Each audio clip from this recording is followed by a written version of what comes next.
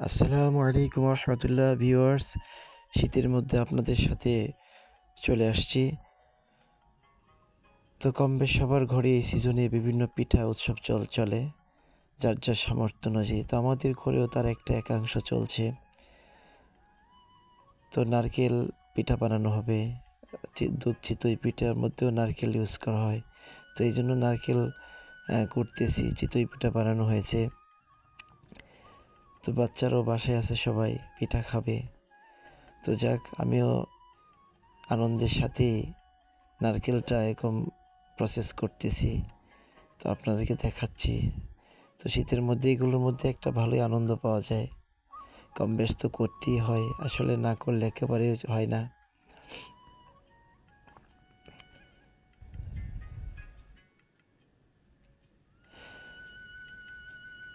আসলে দুধ চিতই পিঠা আরও বিভিন্ন হরেক রঙের পিঠার সাথে এই শীতের একটা ভালো সম্পর্ক রয়েছে। তো দেখেন থেকে আমার নারকেলটা খুব অবাক লাগতেছে, আমার দেখতে চেহারার মতো হয়েছে, বিশেষ করে পান্ডার চেহারার মতো লাগতেছে, দুইটা চোখ, নাক, মুখ। হ্যাঁ, তো অবাক হয়ে গেলাম নারকেলটা দেখে, জন্য আপনাদের দেখালাম। তো আমার বাচ্চাও দেখে অবাক যে নারকেলের চেহারা এইভাবে এরকম কীভাবে হইল। তো এবার নারকেলের ভিতর থেকে নারকেলের পানি এবং শ্বাস বের করার প্রস্তুতি চলছে।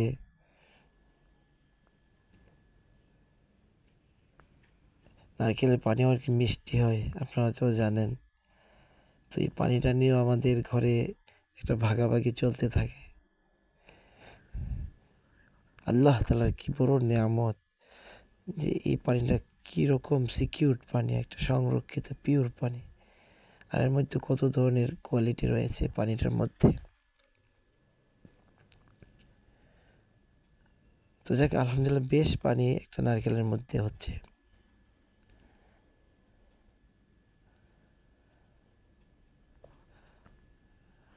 তো যাক, এবার পানি পান করার পালা। আমার ভাগেও কিছুটা জুটেছে।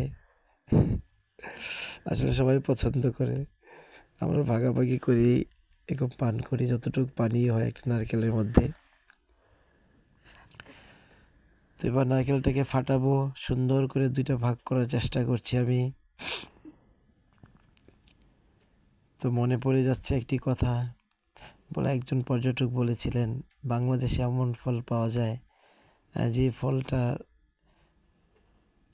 যখন ভাগ করা হয় তো দুইটা রুটি হয় আর এক গ্লাস পানি পাওয়া যায়। তো নারকেল ফাটানোর সময় আমার এটাই মনে হয়, দেখেন দুইটা সুন্দর রুটি হয়ে গেছে আর এক গ্লাস পানি তো আগেই বের করলাম। এটা আল্লাহ তাআলার একটা বিশেষ কুদরত, আল্লাহ তাআলার বড় নিয়ামত।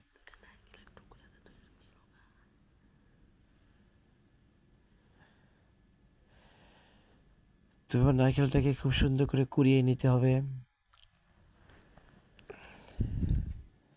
তো নারকেল কুড়িয়ে এদিকে আবার চুলায় চিতই পিঠা হচ্ছে, তারপরে দুধ জাল দেওয়া হচ্ছে, দুধ চিতই হবে। তো আলহামদুলিল্লাহ আজকে আমাদের ঘরে চিতই পিঠা বানানো হচ্ছে।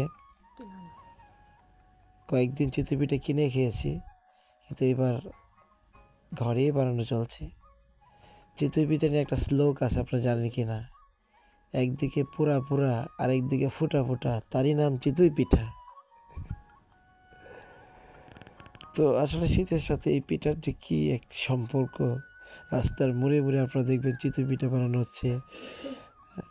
তো ভাপা পিঠাও খুব বানানো হয়। তো আজকে আমাদের ঘরে ভাপা পিঠা বানানো হচ্ছে না, তো একসাথে অনেক প্রেশার পড়ে যায়।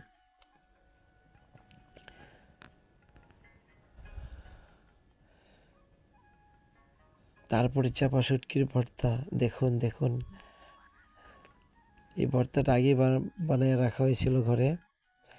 তো চিতই পিঠা, চাপা শুটকির ভর্তা, কী যে মজার এক কম্বিনেশান। তো আমার বাবা দিতে অনেক খুশি হয়ে যাচ্ছে, এই তো খুব আনন্দ করে খাইতে, যদি অনেক গরম। তো এক একজনে আমরা ভালোই খাদক, আমরা মোটামুটি 4-5টা করে খেয়ে ফেলতে পারি। এই আমার পেটে দরকার। দেখেন, দেখেন মাশাআল্লাহ। এটা দেখাইতে পারি নাই। ক্যামেরাটার সমস্যা হচ্ছিল। তো চিতই পিঠা যখন দুধের মধ্যে ভিজানো হয়েছে, তারপরে সাথে নারকেল দেওয়া হয়েছে, কি সুন্দর একটা কালার আসছে। তো এখানে একটা খেজুর গুড় ব্যবহার করা হয়েছে। আসলে কোন গুড় আমি ব্যবহার করছি এটা আর প্রমোট করতে পারলাম না। আর এবার কোনো খেজুরের গুড় পাইনি। গত বছর 1 প্যাকেট পেয়েছিলাম হাদিয়া। তো এবার হয়তো পাইতে পারি। তখন এটা প্রমোট করে দিব ইনশাআল্লাহ। তো অনেক সুন্দর একটা কালার আসছে। সেন্ট, কালার, তারপরে টেস্ট, ঘরে আসলে বানানো। সব মিলে। আর যেহেতু এটা ঘরে বানানো, তো অন্যরকম একটা ফিলিংস। এবার খাওয়ার পালা। আর দুধ চিতই পিঠা সকালবেলা খেতে হয় ঠান্ডার মধ্যে, এটা অন্যরকম একটা ফিলিংস হয়। এই যে শীতে শীতে শীতে শীতে এরকম কাপ কেঁপে কেঁপে খেতে হয় এটা, তখন এটা আসল মজাটা ফুটে ওঠে।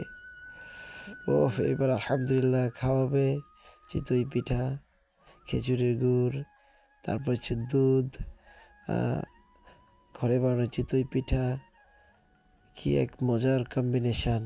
এইসব নিয়ামত আল্লাহ তাআলার, আল্লাহ সুবহানাহু ওয়া তাআলার কত নিয়ামত দিয়েছেন আমাদেরকে। এই শীতের সময় আল্লাহর কুদরতে খেজুর গাছ থেকে রস বের হয়, এই রস দিয়ে গুড় হয়। আবার যে মিল্ক যেটা আমরা পাই কাউ থেকে, এটা আল্লাহ তাআলা কত বড় এক নিয়ামত। গরু সবুজ ঘাস খায়, তা খড়খুঁটা খায়, ভুসি খায়, কিন্তু কত সুন্দর সাদা দুধ বের হয়, এটাও আল্লাহ তাআলা এক বড় নিয়ামত। খেজুর গাছে খেজুরের রস, কত বড় নিয়ামত। সব মিলে আজকে আমাদের প্লেটে চলে আসছে পিঠা বানানোর চাল, চালের গুঁড়া, সব কিছু আল্লাহ পাকের নিয়ামত। এত সফট। তো পিঠাটা অনেক সফট হয়েছে, সুন্দর ভিজেছে। অনেক দিন পরেই খাওয়া হলো, কয়েকদিন যাবৎ খাইতে ইচ্ছা করতেছিল, যাক আজকে আল্লাহ তাআলা ইচ্ছাটাকে পূরণ করে দিয়েছেন। তো আসলে সাধ্যমতো আমরা ঘরের মধ্যেই কম বেশ বানিয়ে খেতে পারি সবাই। ওকে, ধন্যবাদ দর্শক আপনাদেরকে দেখার জন্য। আমার চ্যানেলটিকে সাবস্ক্রাইব করে দিলে ভালো হয়, তারপরে শেয়ার কমেন্ট করলে ভালো হয়। ওকে, দেখা হবে ইনশাল্লাহ পরবর্তী কোনো ভিডিওতে।